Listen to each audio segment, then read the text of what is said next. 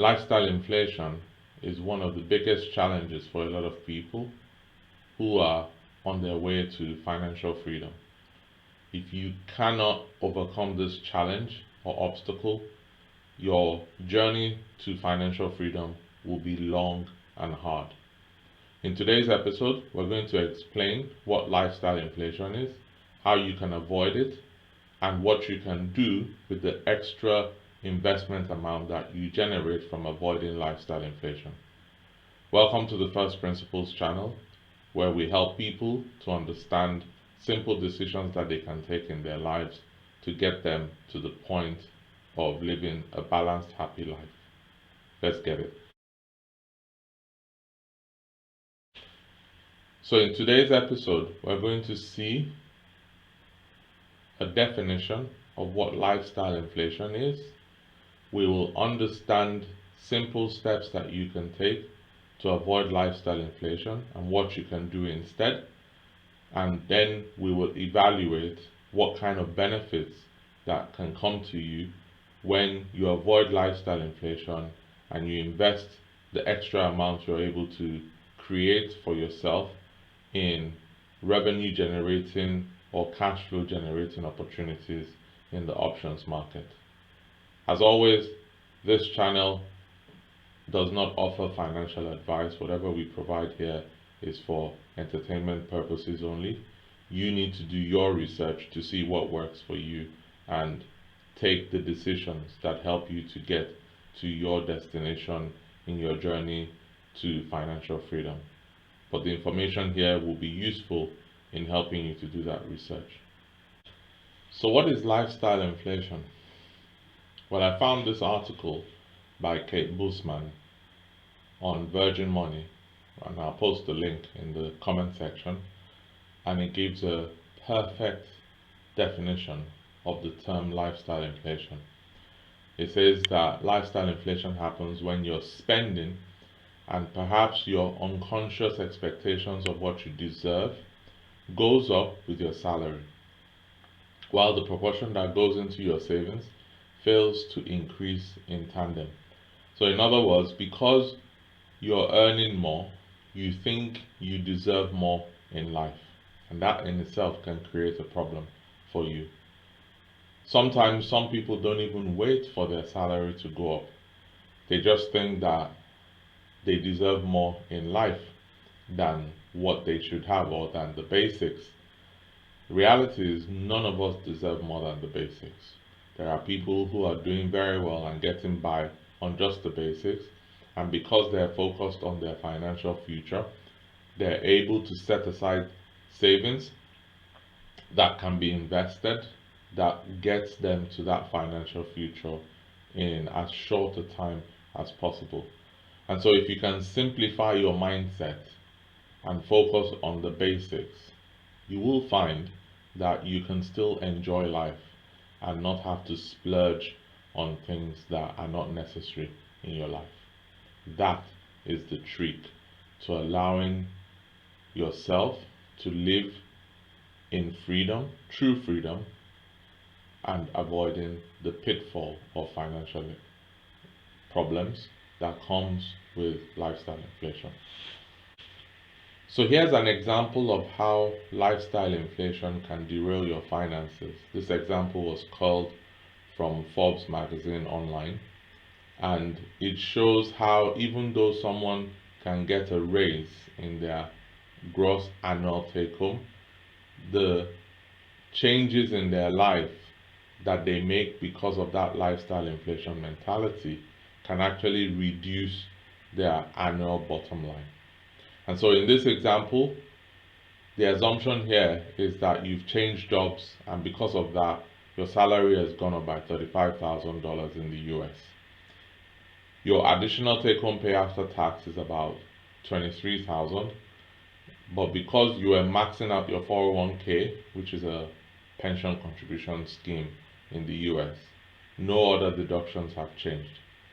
And so you have a monthly net increase of $1,917 in your salary, which is a great amount to add to the take home at the end of the month. But you see, this is where the lifestyle inflation mentality can begin to knock that amount off the rails and you have nothing to show for it. And so what you do, you feel like you deserve a new car because your salary has gone up. And so you go make a $6,000 down payment on a new car and you're paying $800 a month for the car. That translates to $9,600 off your cash flow. You buy new furniture of $3,000. You maybe upgrade your gym membership.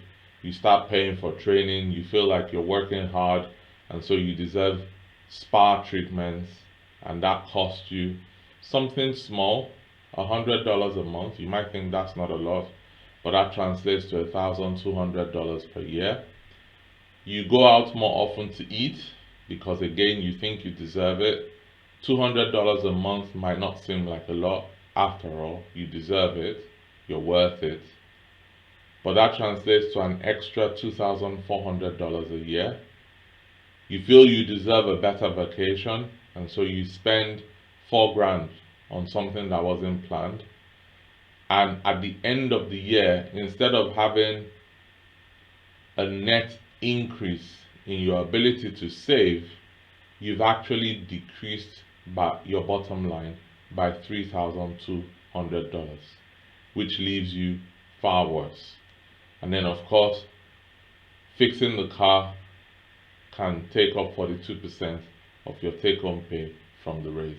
So you see, you might have been happy when you got the salary increase, but at the end of the year, because of that change in mentality, and you've told yourself you deserve the nice things of life, you actually end up having nothing to show for it. This is where lifestyle inflation can be a problem. So it's something we all need to be mindful of. Like I said, some people don't even wait for their salary to go up before they start wanting to live the big life. It's something that can creep on anyone, and if you're not careful, you will ruin your finances and you will find yourself in the trap of the 9 to 5 race for the rest of your life. So what can you do to avoid the trap of lifestyle inflation? Well, step number one is to track your expenses. Ensure you keep your expenses under control.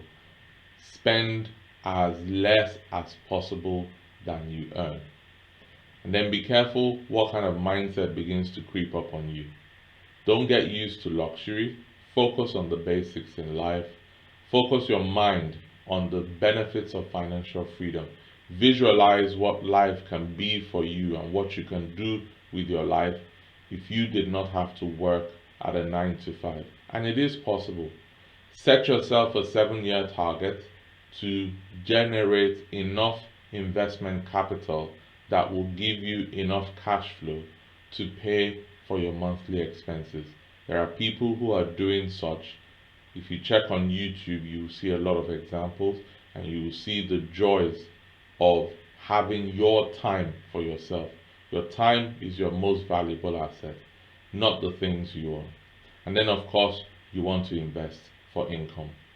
Now we're going to see an example of a small change that you can make in avoiding lifestyle inflation and the benefit that can come for you. Before we continue, if you haven't done so already, please do us a favor, hit that subscribe button. We're trying to get to 1,000 subscribers, so we need as much support as we can. And while you're at it, hit that notification bell so you're the first to see new videos when they're uploaded to the channel. And if you like what you're hearing and seeing, be sure to hit the like button and share with those in your network that you think will benefit from this video. Thank you so much. So we're going to look at one example of how lifestyle inflation can creep on you and affect your ability to save and invest. And the biggest example that affects people is with travel for vacation. And most people switch from going economy to going business because they think that they deserve it. Or some people will tell themselves, oh, the journey time is long, I don't want to travel economy for such a long period, and so I'm going to pay business class. But let's see what the benefits are, or what you could be getting yourself into. So as we see here, this is a return trip for two people from Los Angeles to Dubai. Nice holiday location. Business class ticket is $8,996.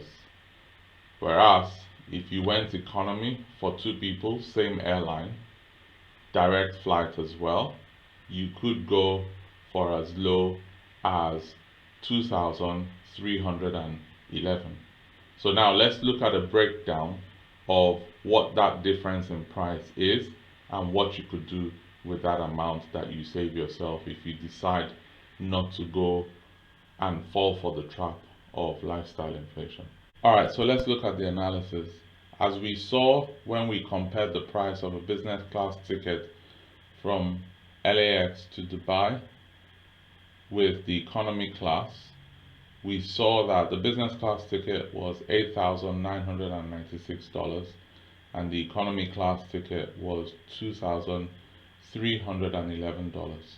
And so if you're willing to make that sacrifice and tell yourself that getting there is more important than traveling more comfortably, you can then afford to save yourself $6,685, and that can go into your pot of savings. Now, what can you do with $6,685? We're about to find out. So yes, you've saved yourself $6,685 in expenses for the year because you refused to go business class. Instead, you went economy. What could you do? Let's look at ticker symbol ATHA. If you invested $9.30 to buy this shares, you could buy 700 units of those shares with the money that you saved yourself, and this would cost you $6,510.